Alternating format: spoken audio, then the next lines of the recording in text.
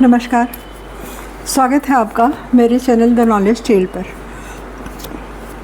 हम सब ने सुना है लॉ ऑफ अट्रैक्शन और अवचेतन मन, अफर्मेशन, ये सब हम सबों ने सुना है।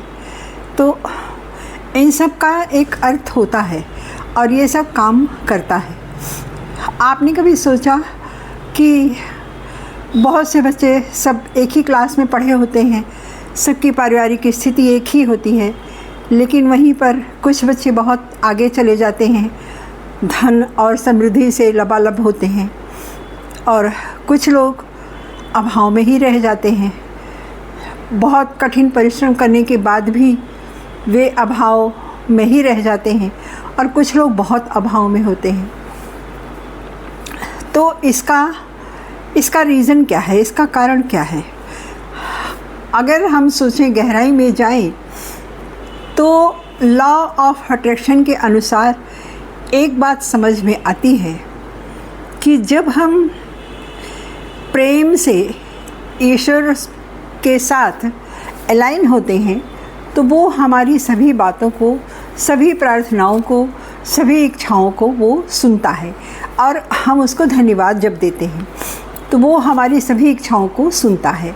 जब हम हर एक चीज़ को प्रेम की नज़र से देखते हैं, जड़ है, जीव है, चेतन है, सबको, तो ईश्वर इससे खुश होता है और वो हमारे पास प्रचुरता में सब कुछ देता है।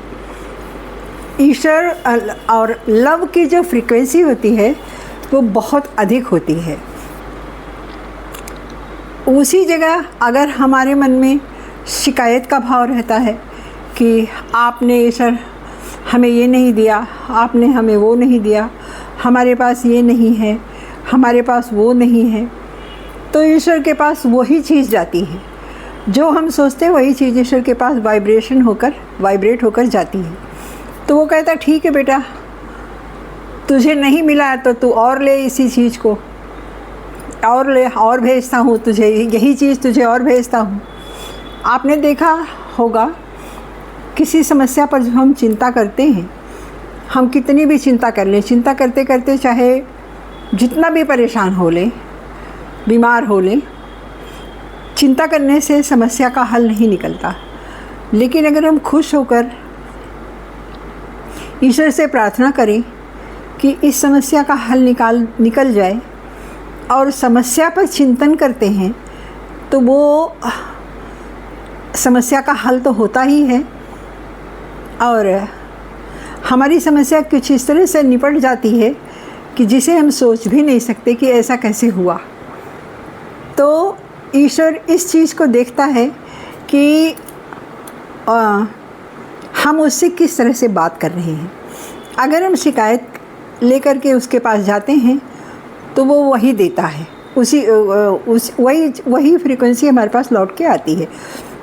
अगर हम खुशी लेकर जाते हैं तो खुशी वाइब्रेशन होकर और हमारे पास खुशी लौट कर आती है। तो इस तरह से अगर हम खुश रहना चाहते हैं तो ईश्वर को अपनी हर एक चीज़ के लिए ग्रेटिट्यूड करें, उसको धन्यवाद दें, और रोज़ हम अपने हर छोटे काम के लिए ईश्वर को हम धन्यवाद देते रहें। हम अपनी सोच से ही अपने जीवन को बदल सकते हैं।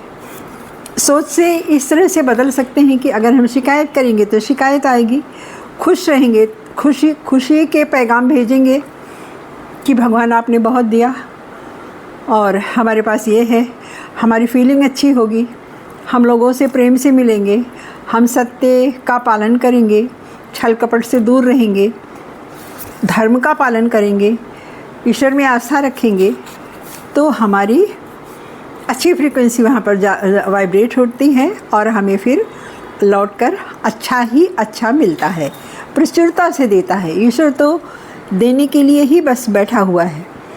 आप अपनी फीलिंग को अच्छी रखिए, जो चीज़ नहीं है उसके लिए धन्यवाद इस तरह से दीजिए कि जैसे वो चीज़ हमारे पास है। तो उससे कहिए, उसको फील करिए और रिसीव करिए।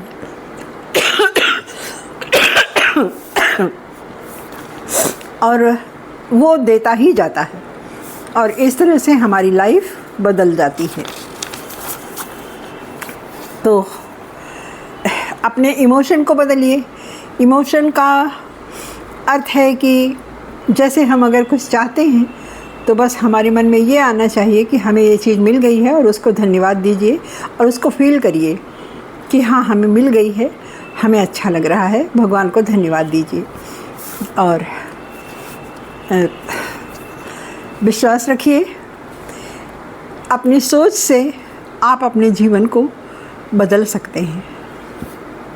तो धन्यवाद, आज के लिए इतना ही, मिलते हैं कल।